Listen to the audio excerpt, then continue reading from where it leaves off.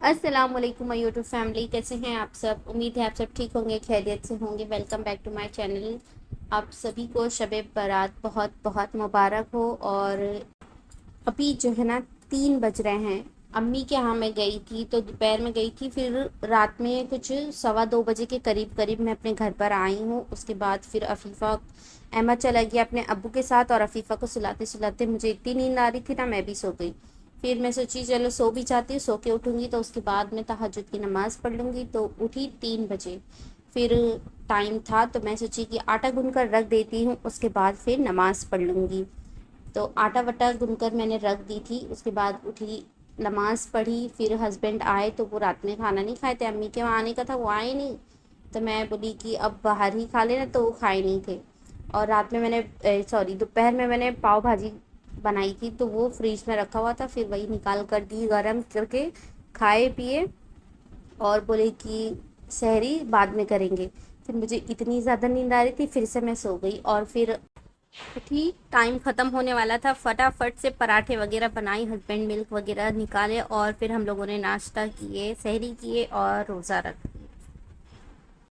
ये है next day का, क्योंकि जिस दिन मैं रोज़ा थी उस दिन तो मुझसे कुछ किया ही नहीं गया। इतना बच्चे भी परेशान करते हैं अहमद का, खाना पीना, फिर अम्मी ये करो, वो तो मुझे दौड़ाते ही रहता है।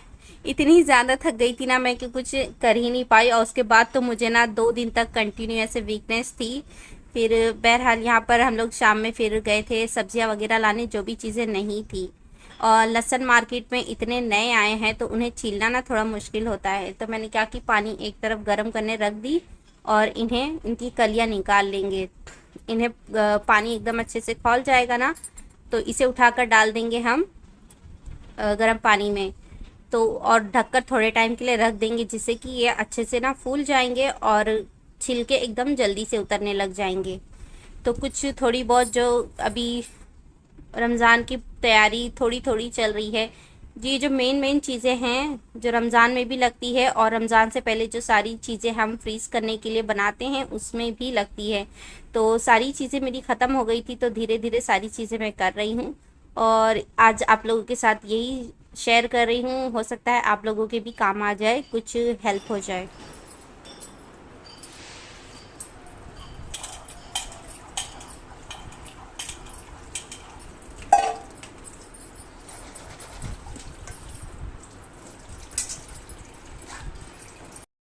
तो इफ्तारी के बाद, इफ्तारी करने के बाद रात में हम लोग ना सब्जियां वगैरह लाए थे, काफ़ी रात हो गई थी। कुछ कुछ चीज़ें मैंने क्लीन कर ली थी, और कुछ चीज़ें जैसे ख़राब नहीं होगी बाहर रखने से, वो मैं बाहर रख कर ही छोड़ दी थी। तो अभी मैंने मटर को पील कर ली हूँ, और इसे वॉश करके थोड़ा सा पानी डाल के इसे रख देंगे बॉईल होने के लिए। ये जब बॉईल हो जाएगा, इसे फ्रीज़ करते हैं ना, तो जब फ्रीज़र में हम रखेंगे ना, तो अंदर जो है पानी नहीं पकड़ता है। वरना ऐसे कच्ची सब्जियां मैंने एक आध बार रखी हूँ, और कट करके भी रखी हूँ फ्रीज़र में, तो उसमें पानी पकड़ लेता है, फिर वो ख़राब हो जाती है, खाने लायक नहीं रहती है। उसके बाद यहाँ पर ना स्वीट कॉर्न को भी बॉईल करना था, तो मैं निकाल रही थी। देखिए, ये जब हम इसे पील करते हैं ना, तो ये थोड़ी मुश्किलात पड़ती है शुरू में निकालने से, लेकिन जब एक बीच की लाइन अगर हमने क्लीन कर दी इस तरह से, उसके बाद ये फटाफट से निकलता ही चला जाता है। इसे भी वॉश करके थोड़ा सा पानी डालना है कि जिससे ये पक जाए। बहुत ज़्यादा पानी नहीं डालना, नहीं तो पकने में भी टाइम लगेगा। और इसे ढककर रख देंगे, हाई फ्लेम पर थोड़ा सा पकेगा, उसके बाद ना लो फ्लेम पर 5 से 7 मिनट पका लेंगे इसे। लहसुन एकदम अच्छे से सॉफ्ट हो गए हैं, क्योंकि मैंने एकदम अच्छे गरम खौलते हुए पानी में डाली थी। अब इसे इस तरह से कपड़ा लेना है, या टावल लेना है, या फिर आपके पास वो धागे वाली बोरी हो तो वो भी ले सकते हैं, या फिर ना हो तो हाथ से भी छील सकते हैं। बस कपड़े में इस तरह से रख के ना मसलना है, और बस ये कुछ ही मिनटों में या सेकंड में इसके छिलके निकल जाएंगे। तो देखिए एकदम साफ साफ हो गया है। इस तरह से ना बहुत ज़्यादा मेहनत नहीं लगेगी, और छिलके फटाफट से निकल जाएंगे। और जो थोड़े बहुत बचे होंगे वो आप हाथ से भी क्लीन कर सकते हैं।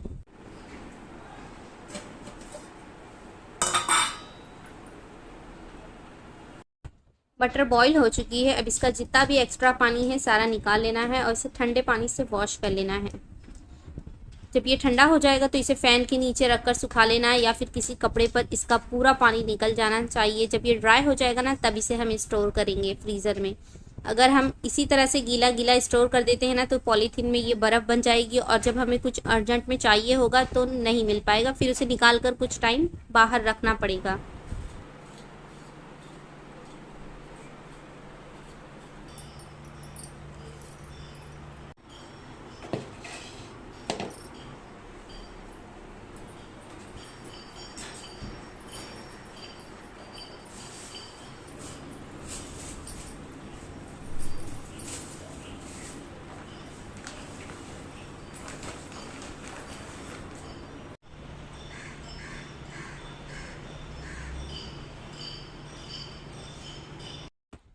दोनों बच्चे सो रहे हैं तो कितने आराम से मैं अपना काम कर पा रही हूँ, वरना इतना परेशान करते हैं ना।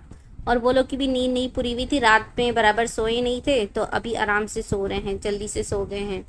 मैं आधा किलो अदरक लाई थी, तो आधा किलो में से पाव किलो लहसुन और पाव किलो अदरक का मैं पेस्ट बना रही हूँ, और पाव पाव किलो ना फ्रीज़ कर देंगे, तो फ्रीज़र में रखा रहेगा। अगर रमज़ान में कभी काम लगता है तो हम निकाल कर पीस सकते हैं। ये फिर वहाँ पर रमज़ान में बैठकर छीलना नहीं पड़ेगा, टाइम वेस्ट नहीं करना पड़ेगा।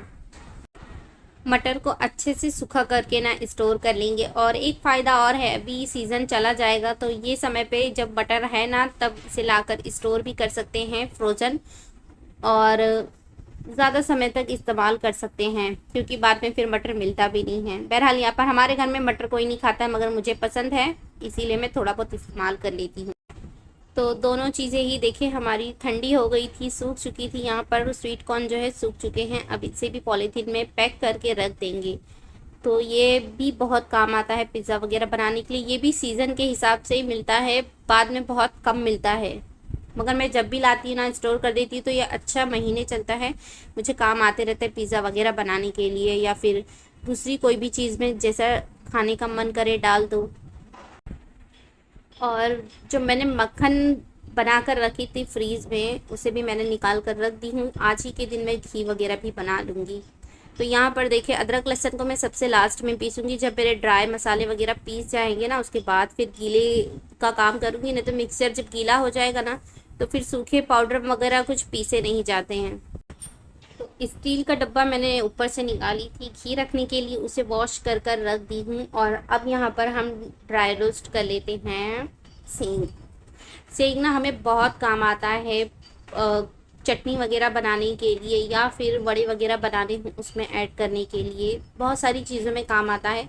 तो रमज़ान में जब भी ज़रूरत पड़े बार बार उसे फिर भूनो, फिर उसके छिलके उतारो और उसके बाद उसे पीसो या कूटो, जो भी है, तो इसमें बहुत वक्त जाता है। तो ये भी एक नॉर्मल बेसिक से चीज़ें हैं, काम आने वाली, बहुत लोगों को काम आती है जो बनाते खाते हैं, बहुत सारे लोगों को नहीं आती है। मुझे इस्तेमाल में आता है, बड़े वगैरह बनते हैं, इसीलिए मैंने इसे भून ली हूँ। अब इसे ठंडा होने रख देंगे, ठंडा हो जाएगा उसके बाद इसके छिलके निकालेंगे। जो होममेड घी होता है उसे ही देसी घी कहते हैं। ज़रूरी नहीं है कि जो गांव से आया हो उसे ही देसी घी कहते हैं। वहाँ पर भी भैंस ही दूध देती है और यहाँ पर भी तबेले से भैंस का ही दूध लेकर आते हैं, तो बात तो एक ही हो गई। कहते हैं कि नहीं गांव का अच्छा होता है, कोई नहीं अच्छा होता है, सब सेम होता है। घी घर से निकाला है, वहाँ पर भी घर में ही बनता है, तो ये एकदम प्योर घी होता है। घी ठंडा हो गया है, घी को भी मैंने डब्बे में डाल दी हूँ, और सेंग भी ठंडा हो गया था। इसके छिलके उतार लेंगे और दरदरा सा पीस करना इसे स्टोर कर लेंगे, या फिर किसी पॉलीथीन में स्टोर कर सकते हैं या फिर एयरटाइट जार में, जिसमें मर्जी हो। ये मेरा टावल गीला है, वरना मैं इसमें ही रखकर इसे मसलती और इसके छिलके ना फटाफट से निकल जाते हैं।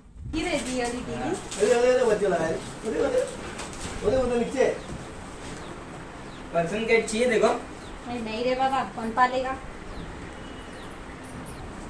दूध चला रही है, अरे घी बना रही है, मक्खन जला रहा है, घी बन रहा है, घी प्योर अब घी। घी का थोड़ी। हम लोग का बचपन में जब गांव में थे, पूरा गांव पूरा ऐसा महक जाता था, उसका अलग ही रहता था। यहाँ का तो पता ही है। अरे यहाँ भी इतना महक रहा है, काफी है यार। हाँ, इतना महक रहा है, काफी है।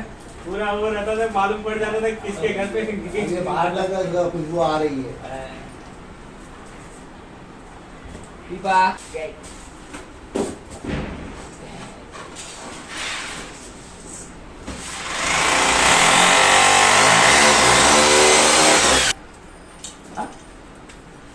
मोबाइल बंद अब।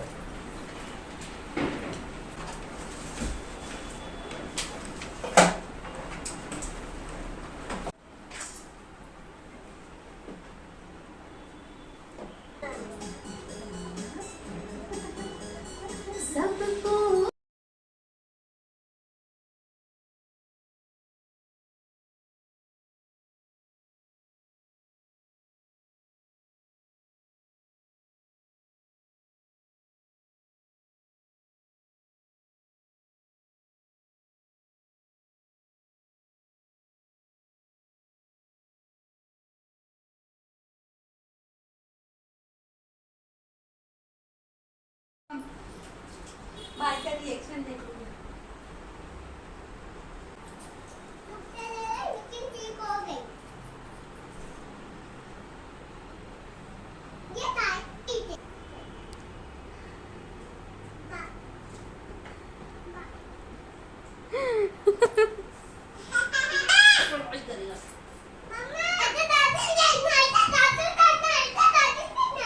क्या लगा? वो नहीं देखी। अहमद की खुशी का ठिकाना ही नहीं है। वैसे तो टीवी उसके रहने पर ही उसके मामू ने लेकर आ गया था, लेकिन वो फिटिंग करने वाला ना वो अहमद के ट्यूशन जाने के बाद आया। तो अहमद पहले तो देखा नहीं, वो कोने में जहाँ पर टीवी रखी थी वहाँ पर देखा, वहाँ पर दिखाई नहीं दी। तो अचानक में उसकी नज़र दीवार पर गई तो पता चला कि टीवी लग गई है, तो उछल कूद करने लग गया। तो दोनों बच्चे बहुत खुश हैं टीवी देखकर। सेंग को मैंने ग्राइंड कर ली हूँ, अब इसे रख देते हैं। और अब चलते हैं, यहाँ पर मैंने ओट्स का प्रीमिक्स बनाने जा रही हूँ। ओट्स का प्रीमिक्स नहीं, क्या कहते हैं, पैनकेक का प्रीमिक्स। तो बच्चों को तो अभी देखिए हम रोज़ा रहेंगे, लेकिन रमज़ान में छोटे बच्चे तो रोज़ा नहीं रहेंगे ना, इसके लिए उनकी थोड़ी बहुत सी प्रिपरेशन भी कर लेंगे तो अच्छा रहेगा। अब बार बार हम इसे ग्राइंडिंग जार में डालकर पीसेंगे तो कितनी मुश्किल होएगी। या तो फिर हम आटे का भी बना सकते हैं, लेकिन मैदे का इट्स नॉट गुड। इसीलिए मैंने सोची ना पैनकेक बनाने के लिए ये ओट्स का ठीक रहेगा। तो सारे ओट्स को मैंने ग्राइंड कर ली हूँ। अब इसके बाद ना चीनी भी पीस कर इसी में मिक्स कर लेंगे, साथ ही में ऐड करेंगे सोडा। तो बच्चों के लिए यहाँ पर हेल्दी सा पैनकेक का प्रीमिक्स तैयार है। इसमें ऐड करना चाहे तो मिल्क पाउडर भी ऐड कर सकते हैं, बट मैं मिल्क से ही बनाती हूँ और एग से, तो इसीलिए इस समय मैं मिल्क पाउडर वगैरह नहीं ऐड कर रही हूँ। बाद में हम इसमें मिल्क से ही इसका बैटर बनाएंगे, एग मिल्क तो इनफ हो जाएगा।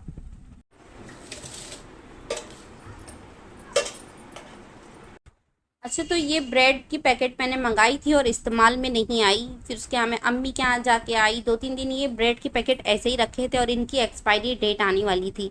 तो मैं सोची इनका ब्रेड क्रम्ब बना लेती हूँ, क्योंकि अभी जब हम रमज़ान की प्रिपरेशन करेंगे, सारी चीज़ें बनाएंगे, तो उसमें ब्रेड क्रम्ब बहुत काम आते हैं। तो इनको मैंने हाथ से क्रम्ब की हूँ। अभी मिक्सी की जार में डालकर इसे पीस लेंगे। तो यहाँ पर जब तक कि पैन रख देते हैं मीडियम फ्लेम पर गर्म होने के लिए, और यहाँ पर हम इसे पीस लेते हैं। तो देखिए एक बार में मैंने जितना पीसी हूँ ना, ये एक बार में ही बनाऊंगी, क्योंकि 2 बार में ज़्यादा हो जाएगा और कंटिन्यू खड़े होकर इसे चलाना पड़ेगा। तो मुझे ना दोनों बनाने में कुछ पौना या आधा घंटे से ज़्यादा ही लगा था। तो इसे अच्छे से लो फ्लेम पर चलाते हुए ही इसे भूनना है। ये भून गया है, इसकी आवाज़ देखिए, अच्छा सा क्रिस्पी हो गया है। अब इसे किसी भी एयरटाइट जार में या फिर पॉलीथीन वगैरह में डाल कर रख लेंगे, कुछ दिनों बाद ये काम आने वाले हैं। तो बड़ी वाली जार का काम हो गया था, ड्राई कुछ भी नहीं पीसना था। इसके बाद मैंने जिंजर गार्लिक का पेस्ट बनाकर इसे भी रख दी हूँ फ्रीज में। थोड़े बहुत काम मेरे हल्के हो गए हैं। अब एक जो है ना सबसे मेन, रमज़ान में हमें ना शक्कर बहुत गलानी पड़ती है। जब डेली ही शरबत बनता है, जूस बनता है, तो उसमें चीनी डालकर ना उसे हिलाना बहुत पड़ता है। और जिन लोगों को काम नहीं करना होता है ना, वो चमचा हिलाने के लिए बैठ जाते हैं। हाँ, मैं शरबत बना लेता हूँ और 15 से 20 मिनट सिर्फ वो चमचा ही हिलाया करते हैं। तो उसके लिए ना फुर्सत पाने के लिए मैंने क्या की हूँ, यहाँ पर ढेर सारी चीनी लेना है, उसमें 1 गिलास पानी डालकर इसे पका लेना है और चाशनी को शक्कर को मेल्ट कर लेना है। तो जैसे ही शक्कर पिघल गई ना, उसकी फ्लेम को मैंने बंद कर दी और कम्प्लीटली ठंडा कर दी। यहाँ पर अब क्या करेंगे, एक बॉटल में इसे ना भरकर फ्रीज़ में रख देंगे। जब भी शरबत बनानी हो थोड़ी सी चाशनी मिलाएं और मीठा कर लें और आराम से अपना टेंशन हल्का कर लें। मैंने घर में सारी ही चीज़ों की क्लीनिंग कर ली थी सिवाय किचन की, क्योंकि मेरी जार जो है ना खाली होने वाले थे, थोड़े थोड़े ही सामान बचे थे। तो बस इनकी मैं लिस्ट बना रही थी, अभी तो शॉपिंग करनी है। क्या होता है ना, कभी कभार हम रमज़ान में ढेर सारा बिना प्लानिंग के जाते हैं और ढेर सारा सामान उठा लाते हैं। ये बनाएंगे, वो बनाएंगे, ये प्रीमिक्स ले लेते हैं, वो प्रीमिक्स ले लेते हैं, और बाद में बनाते कुछ नहीं है। बनाते वो हैं जो रमज़ान में हम डिसाइड करते हैं दिन में कि क्या बनाना है। तो जो चीज़ें रेडीमेड लाए होते हैं ना, वो रखी रह जाती है। इसीलिए अपने घर में सबसे पहले देखें क्या ज़रूरत की चीज़ें नहीं है, वो सारी लिस्ट बना लें और वो सारी चीज़ें ही लेकर आएँ। यहाँ पर मेरे पास छोटी सी टाकी है ना, उसके अंदर मैं वो सारे सामान रखती हूँ जो फिल करने के बाद बचते हैं, दाल वगैरह, चाय पत्ती, जो भी चीज़ें हैं सारी मैं इसमें ही बची हुई रखती हूँ। तो बस वही चेक कर रही थी क्या है क्या नहीं है, क्या लाना है। सारी चीज़ें लिखकर हो गई है। हो सकता है हस्बैंड को दूंगी, जो जो ज़रूरत की चीज़ें हैं वो ले आएंगे, या फिर मैं ऑनलाइन से ही मंगा लूँगी।